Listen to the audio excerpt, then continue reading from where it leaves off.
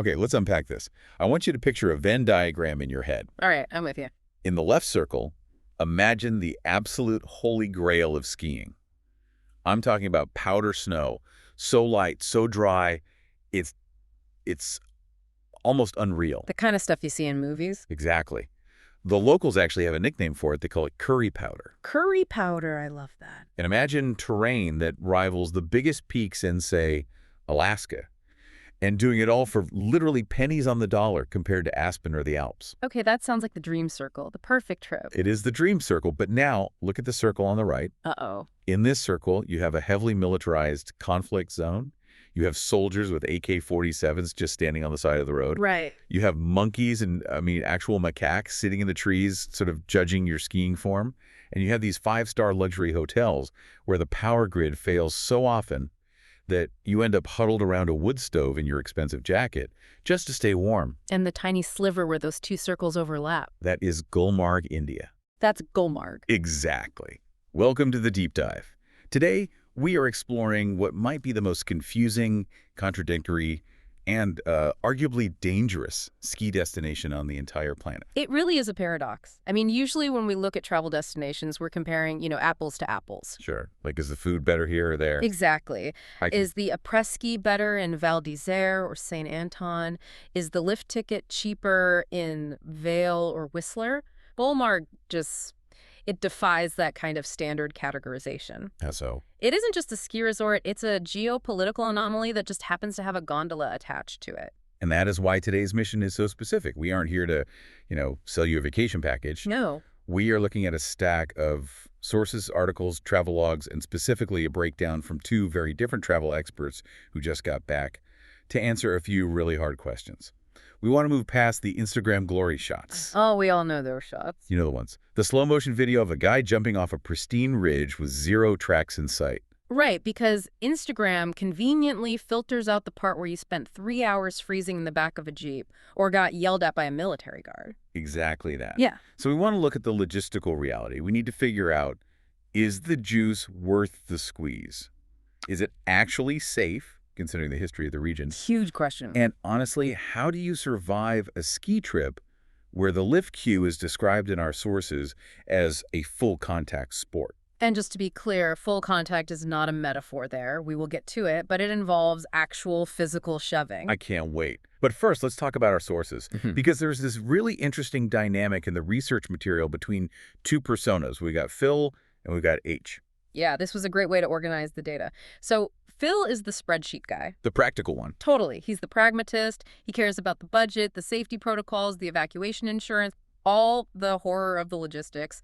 He's the one asking, will I die and how much does it cost? Yeah, and then there's H. Right. H is the complete opposite. He's the vibes guy. The poet, exactly. He's focused on the poetry of the mountains, the spiritual feeling of the Himalayas, the human connection with the locals. He's the one saying, look at the light hitting that peak, while Phil is in the corner complaining that the radiator is cold. And that tension between Phil's nightmare logistics and H's dreamlike experience, that's basically the definition of skiing in Gulmarg. It is. It's both of those things at the same time. So let's jump into segment 1, context. Where exactly are we on the map? Okay, so geographically, we're in the Pir Panjal range of the Himalayas. Now, people hear India and they might think, tropical beaches, or they hear Himalayas and think of Everest base camp trekking. Right, not skiing. But this is a specific sub-range. The base village itself sits at about 8,500 feet. And just to contextualize that for you, 8,500 feet is higher than the top of a lot of ski resorts in North America. Correct. You're starting where most people finish. It's serious altitude from the moment you arrive. But the lift, the famous Gulmarg gondola, it takes you up to nearly 14,000 feet. 14,000. It is massive, lung-crushing, vertical. So why is everyone suddenly talking about this place? I feel like 10, 15 years ago, nobody mentioned skiing in India. It's really a supply and demand issue. The traditional heavyweights of the ski world are, they're struggling. Oh, so? The Alps have had really inconsistent snow years, and they're becoming incredibly crowded and expensive. I mean, a beer in Courchevel costs a mortgage payment. Right. And Japan Niseko specifically, that used to be the secret powder stash for people in the know. But now, It's tracked out by 10 in the morning. It's full of Australians and Americans. But the powder junkies are looking for the next spot. They're like, where's the last frontier? Where can I go where there are no tracks? Exactly. Gulmarg is being positioned as that last frontier. But unlike Japan or Switzerland, this frontier comes with some very, very heavy baggage. Okay. We have to address the elephant in the room immediately. This is Kashmir. Right. And for those who aren't glued to international news tickers, Kashmir isn't just, a rough neighborhood. Not at all. It's a disputed territory. It has been a flashpoint between India and Pakistan for decades. It's one of the most militarized zones in the world, and that reality, it hits you the moment you arrive. It's not something you can just ignore. So it's not in the background. It's right there in your face. Right there. Landing in Srinagar, which is the main airport for the region, is not like landing in Geneva. You don't walk out, grab an Uber, and go look at the chocolate shops. What do you see instead? You see bunkers, sandbagged military bunkers. You see soldiers with automatic weapons stationed every few hundred meters along the highway. Wow. That has to change the vibe of a ski trip instantly. It does. I mean, usually the biggest stress of a ski trip is, did my skis make the connection? Sure. Here you're driving past military convoys. It creates this very specific, very thick atmosphere.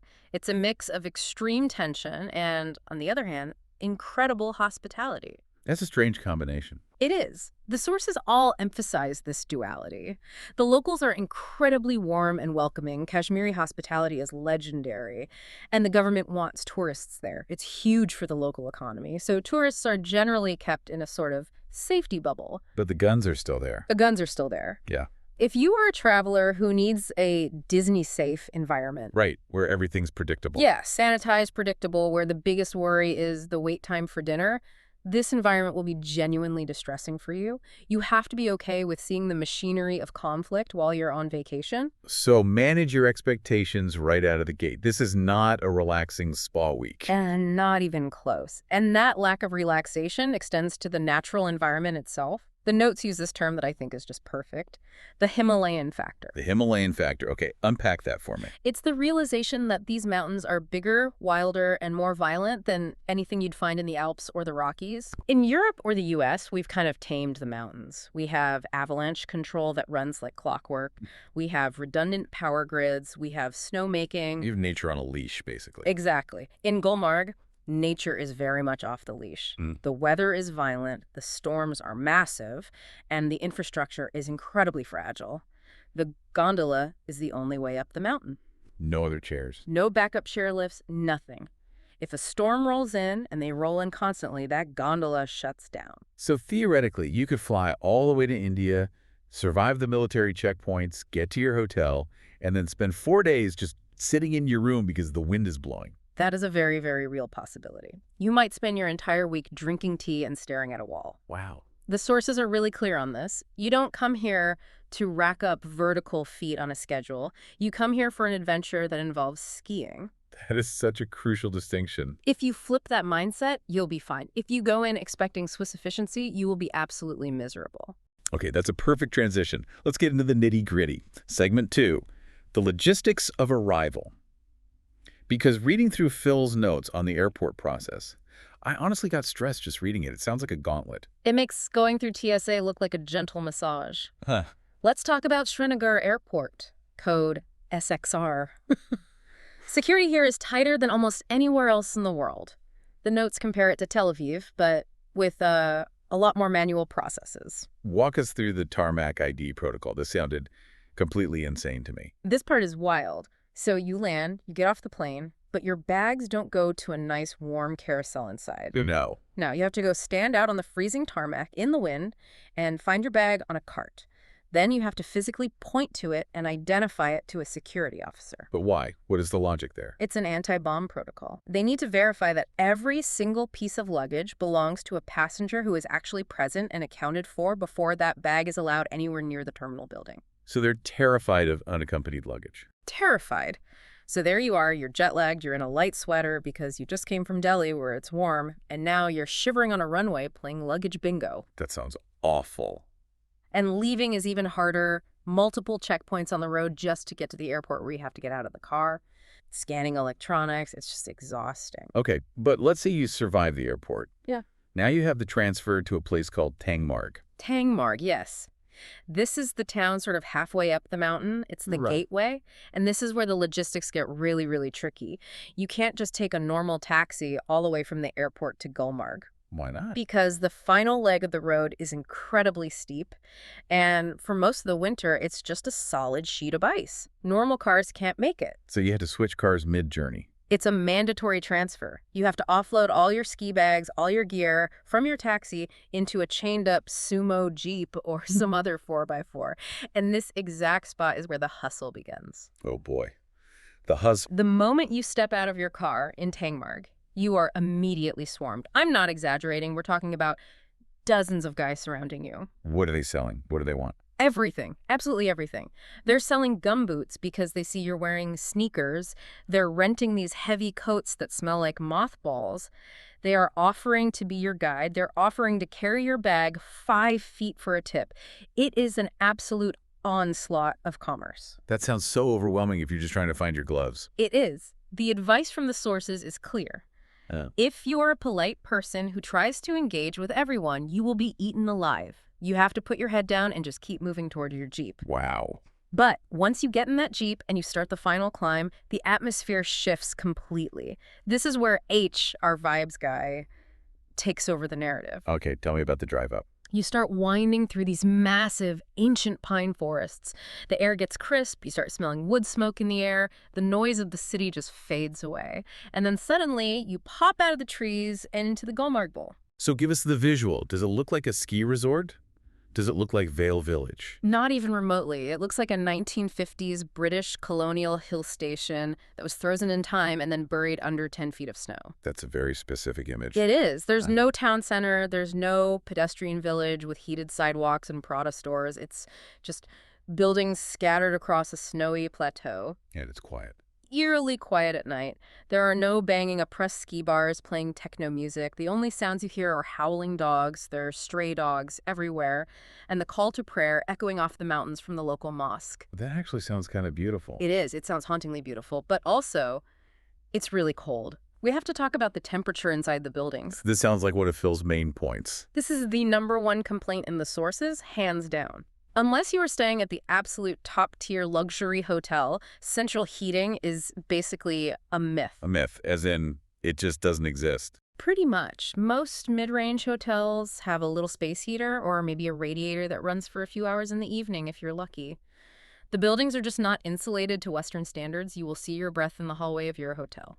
So how do people survive? How do they stay warm? They hug the Bukhari. The Bukhari. Yeah, it's a big wood-burning stove that you'll find in the middle of the common room in almost every single hotel. It is the social and physical heart of life in Gulmarg. Everyone just huddles around it. And they drink kawa. That's the local tea. Yes, it's this incredible saffron tea with almonds and cardamom.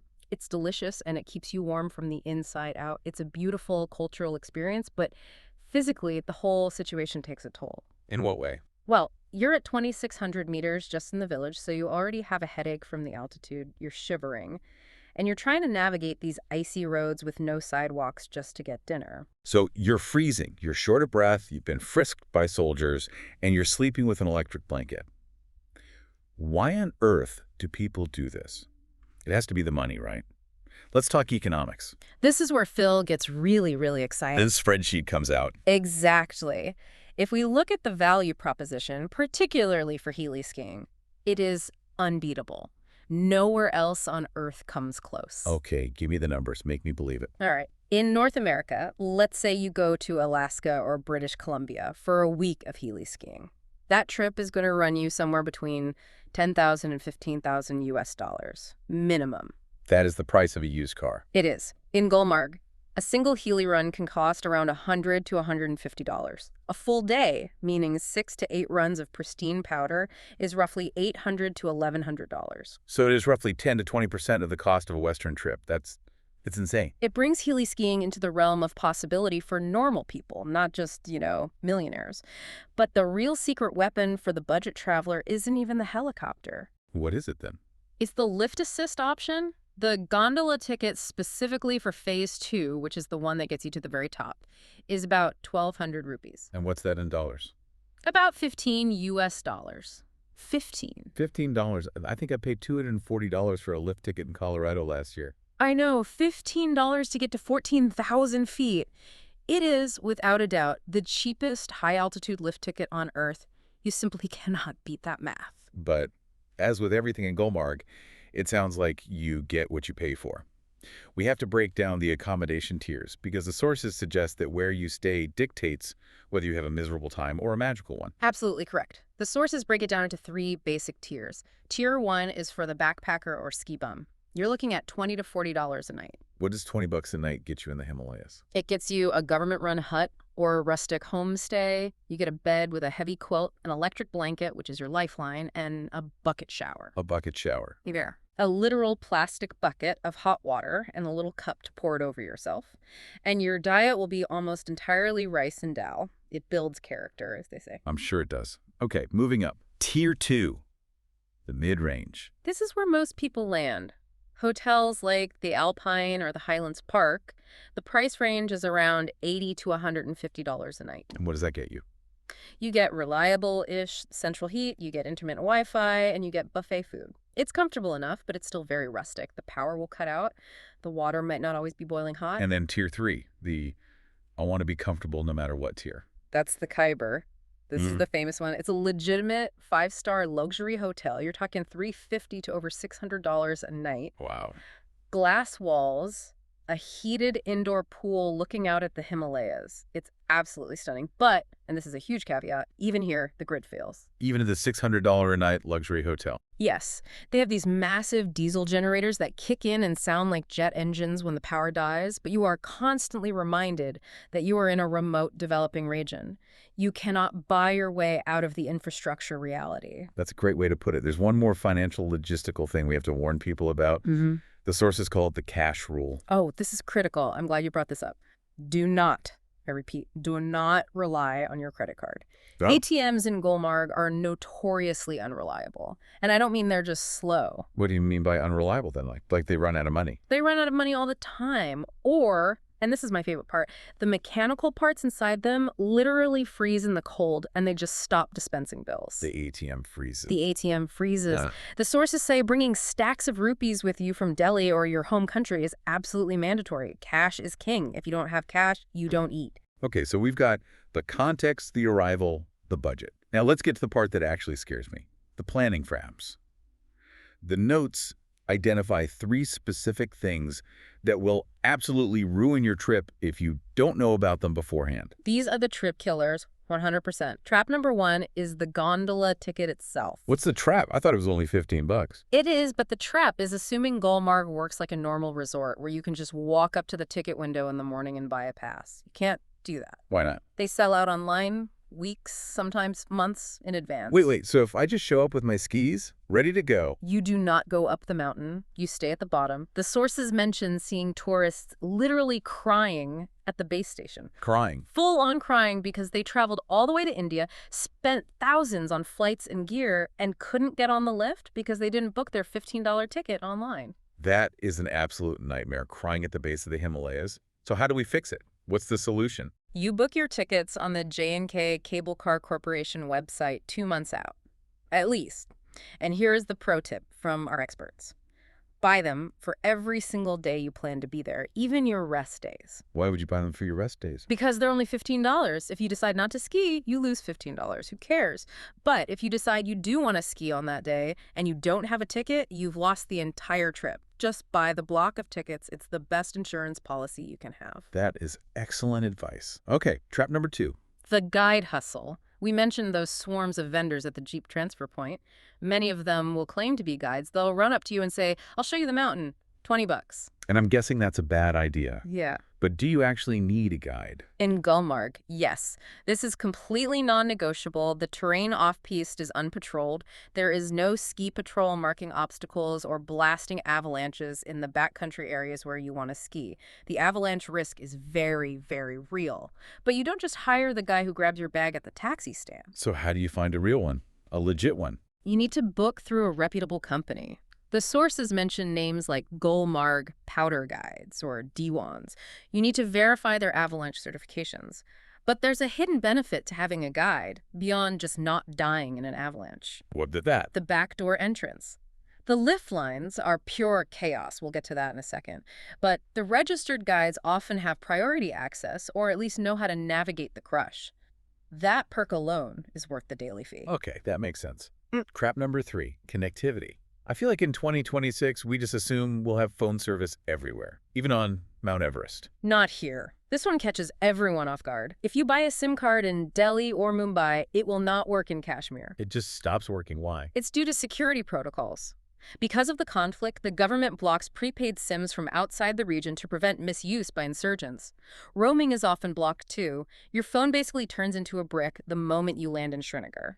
So what are your options? What do you do? You have to buy a specific J&K, that's Jammu and Kashmir SIM card, at the Srinagar airport. And even that takes a full 24 hours to activate. So you're offline for your first day no matter what. Pretty much. Or you just accept that you are going to be off the grid for a week. Which, honestly, might be a blessing in disguise. No Zoom calls from 14,000 feet. You just embrace the disconnect. All right, let's move to the main event. We've done the work, we've dodged the traps, we're strapped in. What is the skiing actually like? It's a mix of pure terror and absolute delight. Let's start with the snow. Curry powder. I love that name. Yep. What makes it different from, say, Colorado powder? It's the physics of it. Gulmarg is inland, it's continental, and it's very, very high. The snow that falls there has an incredibly low moisture content. It's what skiers call cold smoke. Cold smoke? Yeah. When you turn, it doesn't clump or spray. It just disintegrates into a cloud around you. It honestly feels like you're skiing on air. And the terrain. Imagine skiing 1,000 meters of vertical, that's over 3,000 feet, without crossing a single other ski track. You're looking out at Nanga Parbat, which is the 9th highest mountain in the world, just dominating the horizon. And then there are the cultural encounters. Aish's notes were really beautiful here. They were. He describes skiing through these paperbark birch trees, which are totally unique to the area, and stumbling upon a shepherd's hut, a kotha. And what happens? A local comes out. They don't speak a word of English. You don't speak Kashmiri, but he wordlessly offers you a cup of tea. So you're sitting there in your $1,000 Gore-Tex gear, drink tea with a shepherd in the middle of a conflict zone. That is the magic of Gulmarg. It sounds like a dream. Yeah. But we have to talk about the nightmare potential, the danger. We cannot stress this enough. The avalanche risk is frequently rated 5 out of 5. That's the highest rating on the international scale. That's extreme danger. It is. The green zone directly between the gondola towers is patrolled, and they do bomb it for avalanche control. But the moment, and I mean the second, you step outside that main bowl, you are in the wild backcountry. There is no safety net. The sources mentioned seeing some pretty bad tourist errors. Terrifying ones. People in jeans taking selfies while standing on breaking cornices. People skiing alone into unmapped valleys that end in cliffs. The rescue infrastructure is not like it is in Europe. A rescue helicopter might not come for you. You have to be incredibly self-aware and self-sufficient. And then there are the internal health risks. The famous Gulmarg gut. A classic traveler's ailment. Hygiene standards are, well, they're developing. Food poisoning is very common. You have to be really careful with untreated water and uncooked food. And what about the altitude? That's the other big one. AMS, or acute mountain sickness. The lift is a beast. It rises 1,400 meters in just 20 minutes. Yes. That is a very rapid ascent for the human body. So your brain literally swells. You feel it hard. You get dizzy, nauseous, a splitting headache. The protocol is strict. Take Dimax if you can. Drink 4 liters of water a day and absolutely no alcohol for the first 48 hours. No celebratory beer when you arrive. Not unless you want a splitting headache that feels like someone is driving an ice pick into your skull. Okay, noted. We have to talk about the queue. You teased it earlier. The full contact sport. This is the chaos factor personified. In the West, we have these polite queuing systems. We have ropes that form a maze. We say, after you. Right, there's an order to it. In Gulmarg, there is no line. There is a mob. The mob. It is a funnel of people pushing, shoving, and literally climbing over each other's skis to get to the front and into the next gondola cabin. The sources describe guards using long sticks to whack people's skis to keep them back from the doors. They hit you with sticks. They hit your skis, yeah. Usually long bamboo sticks. They'll whack your skis if you push too hard. But here's the catch. If you don't push, you don't move. It is shove or be shoved. It creates this massive culture shock for Westerners who are used to order and politeness. You have to get aggressive just to get on the lift you paid for. That sounds absolutely exhausting. It is, but it's part of the raw, unfiltered energy of the place. It's not sterilized, it's real. Let's move to segment 6, the verdict. We've painted a picture that is half heaven, half hell. Mm. So who should actually go here? Let's use the verdict matrix from the notes. I'll name the traveler type, you give me the verdict. Let's do it. First up, the family. Parents, 2 kids, maybe 10 and 12, looking Yeah. for a fun ski week. That's a hard no, absolutely not. Do not do it. Why so definitive? It's too cold. The sanitation, we're talking about frozen squat toilets in many places, is incredibly difficult for children to manage. The logistics are a nightmare for adults, let alone kids, and there is absolutely zero non-ski entertainment. Good point. If the lift closes for 3 days due to a storm, your kids are stuck in a cold hotel room with spotty Wi-Fi. You will all be miserable. Okay, next up, the mid-range couple. Hmm. Looking for a romantic, adventurous getaway. I'm going with maybe, but risky. Only if you are the kind of couple who are hardcore outdoor types, who like camping and adversity. If you want romance, spas, and candlelit dinners, the lack of central heating will kill the mood instantly. Right. Nothing kills romance like seeing your breath in the bedroom. Fair point. Next, the backpacker.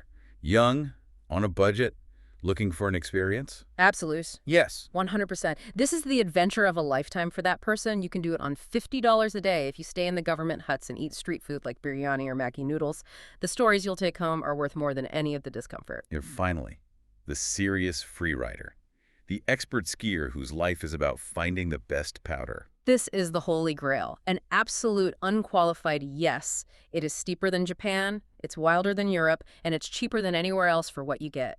If you have the skills to manage the risk, this is the place you dream about. Before we wrap up, a practical question on gear. If our listener is actually crazy enough to do this, what's the one thing they should not bring? Don't bring your own skis. Really? I would have thought that's the first thing you'd pack. It's a huge hassle to fly with them on the smaller domestic planes in India, and the baggage fees are high. You can rent good, fat powder skis there. The ski rental shops are actually decent. But, and this is a huge, but bring your own boots. Why the boots specifically? Because the rental boots you'll find in Gulmarg are often these ancient 1990s rear entry models that have been worn by 1,000 different people. They are packed out, they're cold, and they're kind of gross. Your feet will freeze and hurt. Bring your boots, rent the planks. And safety gear. Mandatory, non-negotiable, a transceiver, a shovel, and a probe.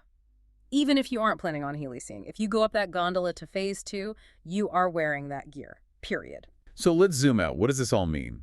We've looked at the monkeys, the soldiers, the curry powder, and the frozen toilets. It means Gulmarg isn't a vacation, it's an expedition. An expedition. I like that. The sources summarize it perfectly. It challenges you, it freezes you, it frustrates you with bureaucracy and chaos.